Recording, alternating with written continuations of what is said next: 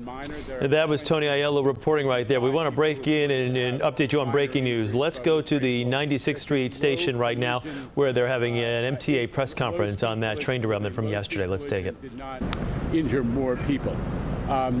There's been substantial progress made overnight. 9 out of the 10 cars of the passenger train that was involved in the collision have been derailed and moved out of the area. That allows us to focus work on the remaining car, which is off the rails, and because it's a low height area, it's in a tunnel, the process of re-railing it is a little complicated. There are professionals down there, God bless them.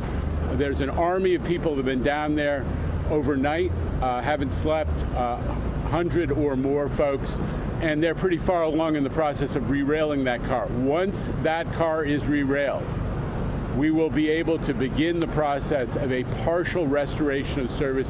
We're expecting that to take place sometime today. So please, I would say to our customers, stay tuned to the My MTA app, online mta.info, and all of the social media, which will have information about service when it is restored. As I said, that's expected sometime later today. Can't give you an exact time, but we're pretty far along in the process. I would just add that the train that had been vandalized and damaged and which was involved in this collision is still going to be down there. Even when we restore service partially, we're going to still have to do some work on that train that is down there, the second train that was involved in the collision, and that's why there's going to be a limited service pattern after we do get service restored. As I said, I want to thank the workforce that's been down there. As we always say, it's an army that steps up. There is a professional group at the MTA that specializes in re-railing in these kinds of accidents. They did an amazing job, and they continue to do work.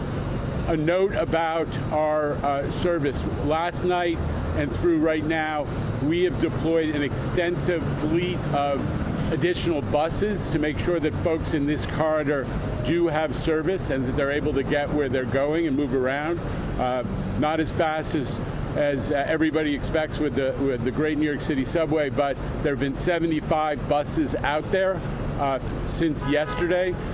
Most of them are operating as shuttle buses along this corridor, on the Broadway corridor that's been impacted by the loss of subway service. We've had a huge number of customer service personnel out there overnight, both station agents, the folks who've come out of the booths and are now interacting with customers every day, all day, and supplemental people as well to make sure we were getting information to our customers if they arrive at a station without a knowledge of what's going on. So huge progress that's been made.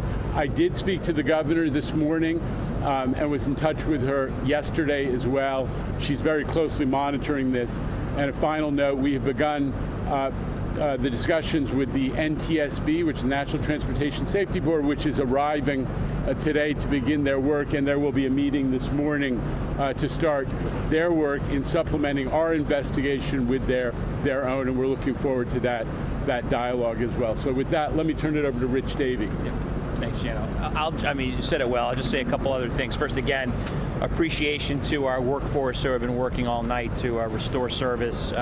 You know, as usual, transit workers, when called upon, respond.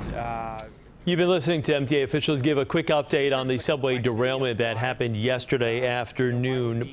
Significant progress has been made. As they mentioned, an army of people have been working through the night to hopefully partially restore service at some point later this afternoon. Stay with CBS New York as we follow the latest updates on this story, and we'll have continuing coverage on the air and online at cbsnewyork.com.